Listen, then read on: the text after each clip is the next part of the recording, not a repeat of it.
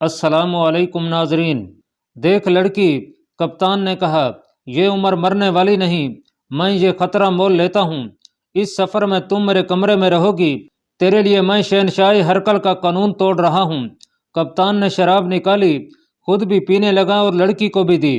लड़की ने बिला तकल्लुफ़ पीनी शुरू कर दी। लड़की ने वो रात कप्तान के कमरे में गुजारी।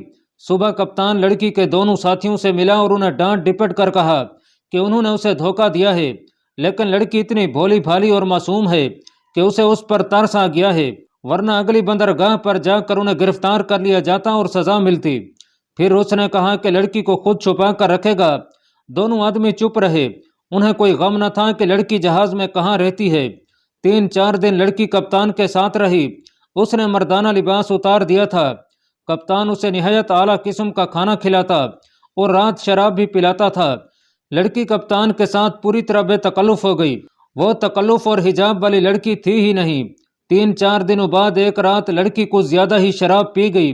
उधेड़ उम्र कप्तान जिंदा दिल और खुशगवार तबीयत का आदमी था। उसने ऐसी फिजा पैदा कर दी और उसके साथ शराब ने अपना रंग दिखाया कि लड़की आपे से बहर हो गई।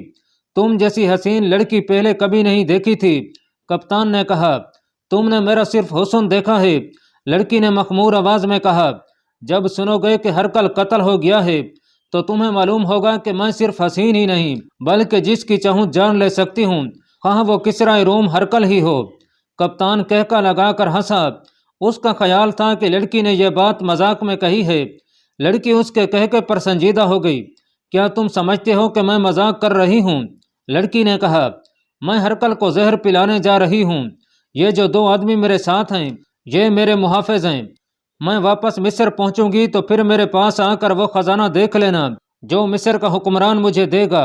ये बात सुनकर कप्तान कुछ संजीदा हुआ था तो वो भी शराब के नशे में, लेकिन इस उधेड़ उम्र में आकर शराब उसकी अकल पर हावी नहीं हो सकती थी। लड़की चालाक और मकार ही सही, लेकिन नौजवानी की उम्र में वो पुख्ताकार नहीं हो सकती थी और शराब का उसकी अकल पर हावी हो जाना कुदरती था। नौ उम्र की वजह से वो राज फाश करने पर उतर रही थी और फख्र महसूस कर रही थी। कप्तान ने महसूस किया कि लड़की ये बात शराब के नशे में नहीं कह रही, बल्कि कोई बात जरूर है। उसने जरा बेहतर तरीके से यह राज लेना चाहा। हरकल को कोई कत्ल नहीं कर सकता। कप्तान ने कहा, मैं खुद चाहता हूं कि हरकल को कत्ल कर दिया जाए, लेकिन मुझ में इतनी हिम्मत नहीं, ना मैं हरकल तक पहुंच सकता हूं। मैं हरकल तक पहुंचने के लिए जा रही हूं। लड़की ने कहा, और देखना मैं किस तरह पहुंचती हूं। किस तरह? कप्तान ने पूछा। तुमने सिराय में मुझे गरीबों जैसे कपड़ों में देखा था। लड़की ने कहा, मेरा असल लिबास मेरे सामान में है। वो लिबास देखोगे तो तुम्हें पता चलेगा कि मैं किस हसीयत और मेयार की लड़की हूँ। मेरे साथ जो 2 आदमी हैं उनको भी पहने हुए कपड़ों से ना देखना। ये कोई मामूली से आदमी नहीं, ये मकूकस के खास एतमाद के आदमी हैं। हम गरीबाना कपड़े पहनकर इसलिए जा रहे हैं कि किसी की नज़र हमारी तरफ ना उठे। लेकिन मैं सोचता हूँ, कप्तान ने कहा, तुम हरकल तक पहुंचोगी किस तरह? निहायत आसानी से पहुंच जाऊंगी। लड़की ने जवाब दिया, ये 2 आदमी मुझे मकूकस की तरफ से तोहफे के तौर पर हरकल को पेश करेंगे। मकूकस ने मुझे हरकल की आदात बता दी हैं। मैं उसकी शराब में थोड़ा सा जहर मिला दूंगी। जहर कहाँ से लाओगी? कप्तान ने पूछा। साथ ले जा रही हूँ, लड़की ने जवाब दिया। जहर हमारे सामान में है। इस तरह लड़की ने नौ उम्री की नादानी और शराब की ज्यादती के जेर असर इस कदर खतरनाक राज फाश कर दिया। कप्तान ने मजीद बातें कुरेद कर यकीन कर लिया कि लड़की ज्यादा पी जाने की वजह से बेमैनी बातें नहीं कर रही, बल्कि उसके अंदर से सही बात निकल रही है। इस लड़की और इसके साथ के दोनों आदमियों की बदकिस्मती और हरकल की खुशबख्ती के ये कप्तान रूमी था और हरकल के मदाहों में से था। ऐसा ना होता तो भी कप्तान ने इनाम और इकराम के लालच में जो फैसला कर लिया था यह था कि वह हरकल तक पहुंचेगा और उसे बताएगा कि इस लड़की को मकूकस ने तुम्हें जहर देने के लिए भेजा है। उसने अगली सुबह बाहर निकलते ही उन दोनों आदमियों को बुलाया और फिर अपने अमले के 2-4 आदमी बुलाए। उन्हें कहा कि इन दोनों आदमियों को ले जाओ और इनके हाथ हथकड़ियों में बांध दो और पाँव में बेड़ियां डाल दो। जहाज में ऐसे 2 कमरे बने हुए थे जिनमें अमले के उन आदमियों को बंद किया जाता था जो जहाज में कोई जुर्म करते थे। दोनों आदमियों को वहां ले जाकर बंद कर दिया गया। कप्तान ने पहले तो यह सोचा था कि लड़की को भी कैद में डाल दे, लेकिन फिर सोच आ गई कि हरकल के सामने जाकर ये तीनों कह देंगे कि कप्तान झूठ बोल रहा है और यह जहर उसने खुद उनके सामान में रखा है। وجہ یہ بتائیں گے کہ کپتان اس لڑکی کو اپنے کمرے میں رکھنا چاہتا تھا اور یہ آدمی اپنی بہن کو اس ذلت سے بچانے کی فکر میں تھے۔ مختصر یہ کہ کپتان نے سوچ لیا کہ یہ لوگ اس کے خلاف کوئی بھی کہانی گھڑ سکتے ہیں۔ اس نے بہتر یہ سمجھا کہ لڑکی کو ہاتھ میں لے لے اور لڑکی اپنی زبان سے بتائیں کہ اسے مکوکس نے بھیجا ہے اور یہ کام سونپا ہے۔ اس سوچ کے مطابق کپتان نے لڑکی کے ساتھ اور زیادہ محبت اور مروت شروع کر دی۔ وہ بڑا کایا اور تجربہ کار آدمی تھا۔ اس کے سامنے لڑکی کی چالاکیاں اور فریب کاریاں دم توڑ گئیں۔ کپتان نے لڑکی کا دل جیت لیا اور اسے ہم خیال بنا لیا۔ اس میں 6-7 دن تو لگ گئے لیکن اسے کامیابی پوری طرح حاصل ہو گئی۔ کپتان نے لڑکی کو خاص طور پر یقین دلایا تھا کہ وہ اسے ہرکل سے اتنا انعام دلا دے گا کہ مکوکس کے انعام کو بھول جائے گی۔ اگر لڑکی چاہے تو ہرکل اس کے ساتھ شادی کر کے اپنی چہیتی ملکہ بھی بنا لے گا۔ یہ ایسا خوبصورت خواب تھا جو کپتان نے اسے دکھایا تو لڑکی اس کے آگے ڈھیر ہو گئی۔ اس نے لڑکی کو تیار کر لیا کہ وہ ہرکل کے آگے یہ سارا بیان دے دے گی۔ پھر جہاز بحیرہ روم کی بندرگاہ سے جا لگا۔ اتنے بڑے بحری جہازوں کے کپتانوں کو کسی حد تک قانونی اختیارات حاصل ہوتے تھے جو آج بھی ہیں۔ اس کپتان نے دونوں آدمیوں کو قید سے نکالا اور اپنے 4 آدمی ساتھ لیے۔ پھر سواری کا انتظام کیا اور اپنی دیگر جہاز کی مصروفیات سے فارغ ہو کر بزنطیہ کی طرف سفر کا قصد کیا۔ وہاں سے بزنطیہ بہت ہی دور تھا۔ راستے میں 2 پڑاؤ تو کرنے ہی پڑتے تھے۔ کپتان نے ان کا سامان اپنے قبضے میں کر لیا تھا۔ لڑکی نے اسے زہر کی پڑیا سامان میں سے نکال کر دکھائی تھی جو کپتان نے دیکھ کر پھر سامان میں رکھ دی تھی۔ دونوں آدمیوں کو جب قید سے نکالا گیا تو انہیں بدستور زنجیروں اور بیڑیوں میں بندھا رہنے دیا گیا۔ وہ کپتان کی منتیں کرتے تھے کہ انہیں چھوڑ دے اور وہ لڑکی کو بھی یہیں چھوڑ کر واپس چلے جائیں گے، لیکن کپتان بڑا ہی سخت طبیعت کا آدمی تھا اور پھر ہرکل سے انعام ملنے کی توقع تھی۔ کچھ اور انعام ملتا یا نہ ملتا، یہی کافی تھا کہ وہ کسرا روم شاہ ہرکل کا منظور نظر بن جاتا۔ کپتان نے 2 گھوڑا گاڑیوں کا انتظام کر لیا۔ ایک میں وہ لڑکی کو لے کر بیٹھا، دوسری میں دونوں آدمیوں کو اور اپنے 4 مسلح محافظوں کو بٹھایا۔ اس طرح بزنطیہ کی طرف سفر شروع ہوا۔ وہ چوتھے روز بزنطیہ پہنچے اور کپتان سیدھا ہرکل کے محل میں گیا اور اندر اطلاع بھجوائی کہ فلاں نام کے بحری جہاز کا کپتان بڑے ہی ضروری کام سے آیا ہے۔ ہرکل کو اطلاع بھجوائی گئی تو جواب آیا کہ ابھی مصر سے قاصد کوئی ضروری پیغام لے کر آیا ہے۔ کپتان کو یہ بھی بتایا گیا کہ جب وہ اندر جائے تو ذرا سنبھل کر بات کرے کیونکہ شاہ ہرکل یہ پیغام پڑھ کر غصے میں آیا ہوا ہے۔ ہرکل کو غصے میں آنا ہی تھا کیونکہ یہ مکوکس کا پیغام تھا جس میں اس نے ہرکل کو اطلاع دی تھی کہ عین شمس کے میدان میں لڑائی ہوئی ہے اور اپنی کتنی فوج ماری گئی ہے اور مسلمانوں کو کیا کامیابیاں حاصل ہوئی ہیں، جن میں قابل ذکر یہ ہے کہ مسلمان نیل کے دونوں کناروں پر قابض ہو گئے ہیں اور کشتیوں کا پورا بیڑا ان کے قبضے میں چلا گیا ہے۔ بہت دیر بعد کپتان کو اندر بلایا گیا۔ ہرکل نے اسے دیکھتے ہی گرج کر پوچھا، تم کیا لینے آئے ہو؟ کیا تمہارا جہاز ڈوب گیا ہے اور تمہیں نیا جہاز بنوا دوں؟ نہیں کسرا روم، کپتان نے کہا، میں کچھ لینے نہیں بلکہ دینے آیا ہوں۔ میرا جہاز سلامت ہے، میں سلطنت روم کو ڈوبنے سے بچانے کے لیے آیا ہوں۔ تو پھر جلدی بولو، ہرکل نے غضبناک لہجے میں کہا۔ فرما روائے مصر مکوکس نے آپ کے لیے ایک بڑی ہی حسین اور نخیز لڑکی تحفے کے طور پر بھیجی ہے۔ کپتان نے کہا، لیکن یہ لڑکی آپ کی موت کا بڑا ہی دلکش فرشتہ بن کر آئی ہے۔ اپنے حسن اور دلکش جسم کے ساتھ آپ کے لیے زہر کی پڑیا بھی لائی ہے۔ حکم ہو تو اس لڑکی کو اور اس کے ساتھ آئے ہوئے 2 آدمیوں کو پیش کروں، فوراً حاضر کرو۔ ہرکل نے حکم دیا۔ کپتان باہر نکلا اور لڑکی کو اندر لے گیا۔ اب لڑکی اپنے اس لباس میں تھی جو وہ پہنا کرتی تھی۔ ہرکل نے اسے دیکھا تو کچھ دیر دیکھتا ہی رہ گیا۔ کسرا روم کو سناؤ تمہیں کس نے اور کیوں بھیجا ہے؟ کپتان نے لڑکی سے کہا۔ لڑکی نے ذرا سی تفصیلات کے ساتھ ہرکل کو پوری بات سنا دی کہ اسے مکوکس نے کس کے ذریعے طلب کیا اور اسے کیا کام سونپا تھا اور کیا انعام پیش کیا تھا۔ ان دونوں کو حاضر کرو۔ ہرکل نے عتاب سے کہا۔ 2 آدمی پاؤں میں بیڑیاں اور ہاتھوں میں ہتکڑیاں اندر آئے۔ کیا تم اس لڑکی کے محافظ بن کر آئے ہو؟ ہرکل نے پوچھا اور ساتھ ہی کہا، جھوٹ بولو گے اور مجھے دھوکہ دینے کی کوشش کرو گے تو میں سر قلم کروا دوں گا۔ اب جواب دو۔ دونوں آدمیوں نے اپنے سروں کو اوپر نیچے جنبش دے کر اقرار کیا کہ وہ اس لڑکی کے محافظ بن کر آئے تھے۔ مقصد یہ بیان کیا کہ اس لڑکی نے ہرکل کو زہر دینا تھا۔ ہرکل پہلے ہی غصے میں تھا۔ مکوکس نے شکست کا پیغام دے کر اسے آگ بگولا بنا ڈالا تھا۔ ویسے بھی وہ فرعونی ذہن کا بادشاہ تھا، کسی پر رحم کرنا جانتا ہی نہیں تھا۔ شہنشاہ روم، ان دونوں میں سے ایک آدمی نے رندی ہوئی آواز میں عرض کی، ہم مکوکس کا حکم نہیں ٹال سکتے تھے، टालते तो वो हमें जलाद के हवाले कर देता। इधर आप हमारे सर कलम करना चाहते हैं। हम जान बख्शी की अर्ज करते हैं और वादा करते हैं कि वापस मिस्र नहीं जाएंगे। तुम मेरी जान लेने आए थे। हरकल ने होंठों पर तंजिया मुस्कुराहट लाकर कहा, और मैं तुम्हारी जान बख्शी कर दूं। मैं जानता हूं तुम इनाम के लालच में मुझे जहर दिलवाने आए थे। हरकल ने ताली बजाई और बाहर से एक मुहाफिज दौड़ता अंदर आया। हरकल ने उसे कहा कि इन दोनों आदमियों को और इस लड़की को भी ले जाओ और जल्लाद के हवाले कर दो। इनकी लाशें कहीं दूर फेंक देना। यह हुक्म सुनकर लड़की की चीख निकल गई। कप्तान उठ खड़ा हुआ और हरकल से सदा की कि इस लड़की ने तो यह राज मुझे दे दिया था, इसे बख्श दिया जाए। यह एक खूबसूरत नागिन है। हरकल ने कहा, इसने मकूकस से इनाम लेकर मुझे जहर देने का वादा किया और उसे धोखा दिया। यह इस काबिल है कि मैं इसे अपने हरम में रख लूं, लेकिन यह किसी भी वक्त मुझे धोखा दे सकती है। ले जाओ इन्हें। पलक झपकते तीन मुहाफिज अंदर आए और तीनों को पकड़कर और घसीटते हुए बाहर ले गए। लड़की की चीखों पुकार सुनाई देती रही, जो धीमी होते हुए दूर निकल गई। उनके सर कलम करने के लिए जल्लाद तैयार था। तुमने मेरी जान बचाई है, हरकल ने कहा, और पूछा क्यों? इसलिए कि मैं आपके मदाहों में से हूँ। कप्तान ने कहा, मैंने बड़ी उस्तादी से इस लड़की से यह राज लिया था। मैं तुम्हें अपनी जान की कीमत दूंगा। हरकल ने कहा और फिर ताली बजी। एक आदमी अंदर आया तो हरकल ने किसी का नाम लेकर कहा कि उसे फौरन बुलाओ। वो शख्स फौरन आ गया, जो शायद उसका कोई वजीर या कोई ऐसा ही बड़ा हाकिम था। हरकल ने उसे कहा कि इस कप्तान को इतना इनाम दे दो। वो हाकिम कप्तान को अपने साथ ले गया।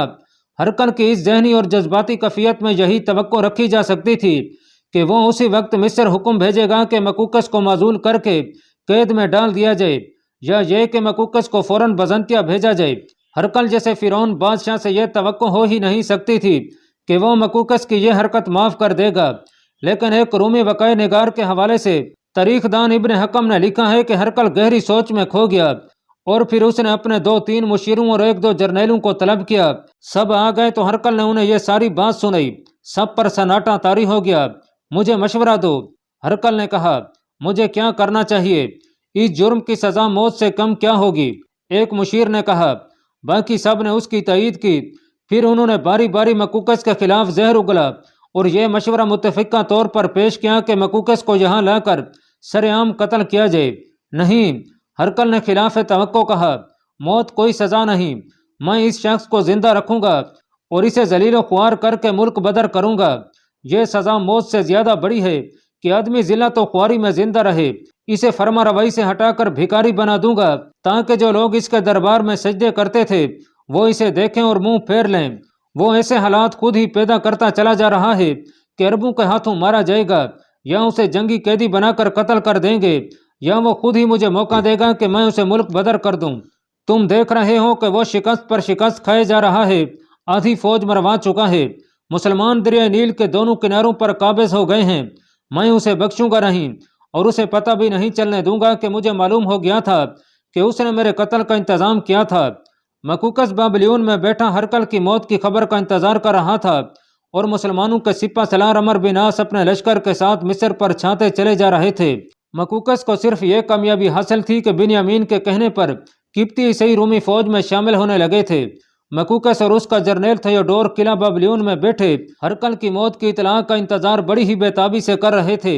उनके अंदाजे के मुताबिक इतने दिन गुजर गए थे कि अब इतला आ जानी चाहिए थी। दिन पे दिन गुजरते जा रहे थे और उन दोनों की बेताबी बढ़ती जा रही थी। उन दोनों ने यहाँ तक सोच रखा था कि हालात साजगार हुए तो हरकल की मौत की इतला के फौरन बाद मिस्र में अपनी खुद मुख्तारी का ऐलान कर देंगे। ये दोनों दरअसल किप्ती थे। उन्होंने हरकल की सैयद को कबूल नहीं किया था। उनका यह अकीदा हरकल ने सिर्फ इसलिए बर्दाश्त कर लिया था कि मकूकस मिस्र का फरमा रवा था और जर्नेल थियोडोर तरबून के बाद दूसरा बड़ा ही काबिल और तजर्बाकार जर्नेल था। इस हसीयत के अलावा हरकल को मालूम था कि थियोडोर को मिस्र के किप्ती सयूं में खासी मकबूलियत हासिल है। हरकल मकूकस और थियोडोर की दोस्ती से भी आगाह था। इन दोनों की नाराजगी से हरकल डरता था। अब तो बहुत ही ज्यादा दिन गुजर गए थे। उन दोनों को शक होने लगा कि उनकी साजिश नाकाम हो गई है। ये मत भूलें, थियोडोर ने कहा, जिस लड़की को हमने इतनी खतरनाक मुहिम पर भेजा है वो असल में एक तवाइफ जादी है। मुझे शक है कि उसे हरकल का हरम पसंद आ गया है और चूंकि वो नो उम्र और बहुत ही खूबसूरत है इसलिए हरकल उस पर फरीकता हुआ जा रहा होगा और लड़की इस धोखे में आ गई होगी कि रूम और मिस्र का बादशाह हमेशा के लिए उसके हाथ में आ गया है اور اب وہ ملکہ بنے گی۔ یہ شک مجھے بھی ہوتا ہے، مکوکس نے کہا، لیکن یہ خیال بھی آتا ہے کہ لڑکی کو موقع ہی نہیں ملا ہوگا۔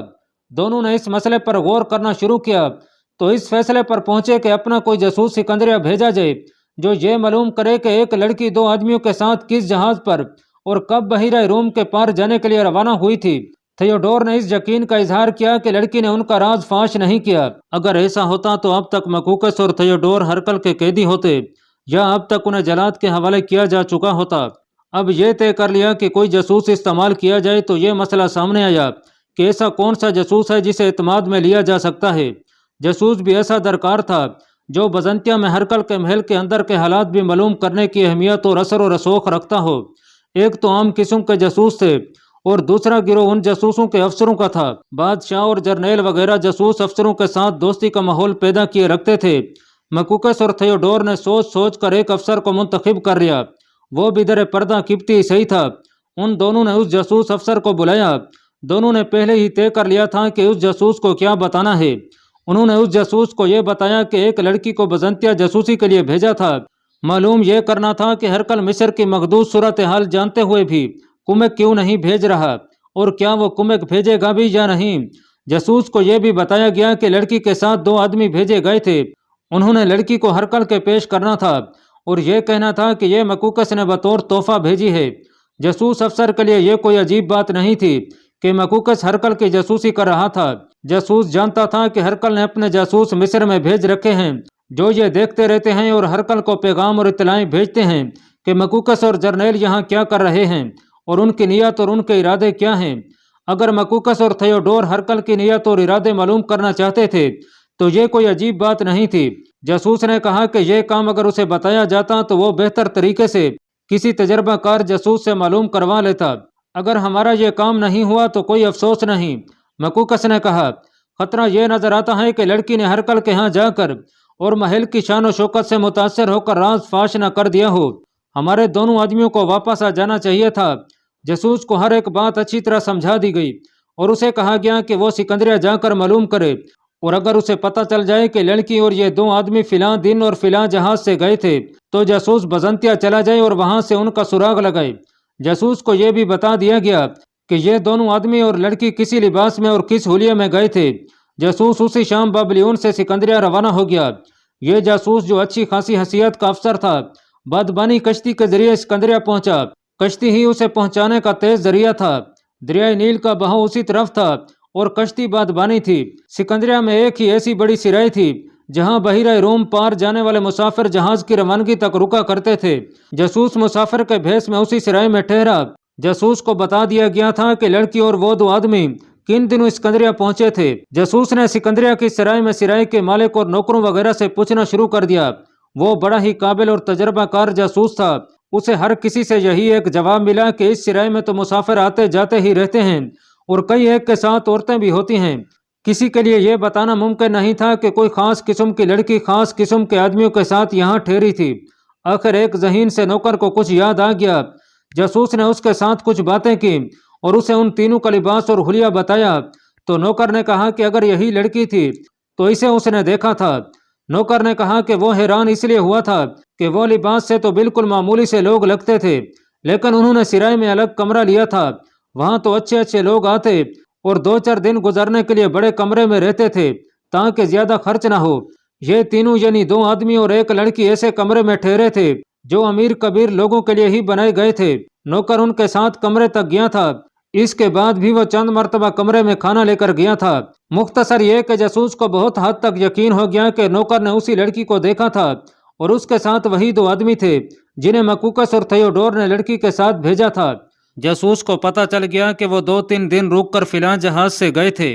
اسے جہاز کا نام بھی معلوم ہو گیا اور جہاز کے کپتان کا نام بھی۔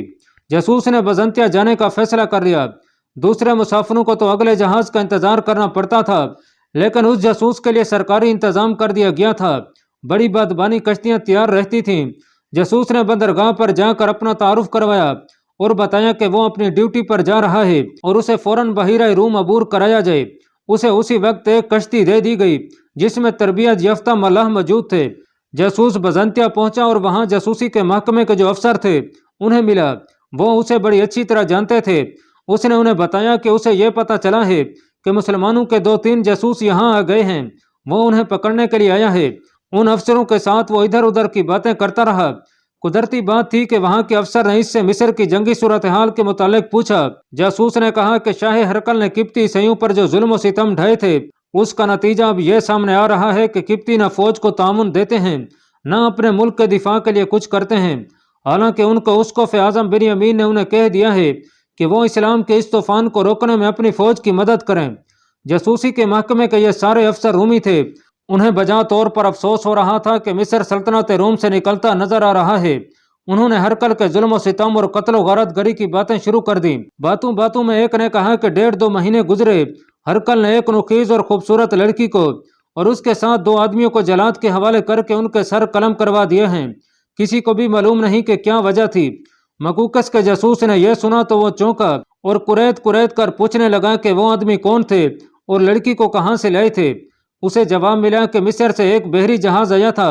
सुना है उस जहाज का कप्तान उन तीनों को लाया था और इस हालत में लाया कि दोनों आदमियों के हाथों में हथकड़ियां और पाँव में बेड़ियां थीं। यह भी बताया गया कि हरकल ने जहाज के उस कप्तान को बहुत सा इनाम और कराम दिया था। हो सकता है वो मुसलमान जासूस हों। हरकल के एक जासूस अफसर ने कहा, और हो सकता है वो यही मुसलमान जासूस हों जिनके पीछे तुम आए हो। मैं इस राय से इत्तफाक नहीं करता। एक और बोला, अगर वो जासूस होते तो शाह हरकल उन्हें हमारे हवाले करता ताकि हम उनसे मालूम कर सकते कि उन्होंने यहाँ क्या क्या मालूमात हासिल की हैं। मकूकस के जासूस ने और भी कई एक बातें मालूम कर लीं और उसे यकीन हो गया कि यही थी वो लड़की और यही थे वो 2 आदमी जिन्हें मकूकस ने भेजा था। वो वहाँ से वापस मिस्र को रवाना हो गया। अल्लाह पाक कमी बेशी माफ़ फरमाए। अल्लाह आपका हामी और नासिर हो। आमीन।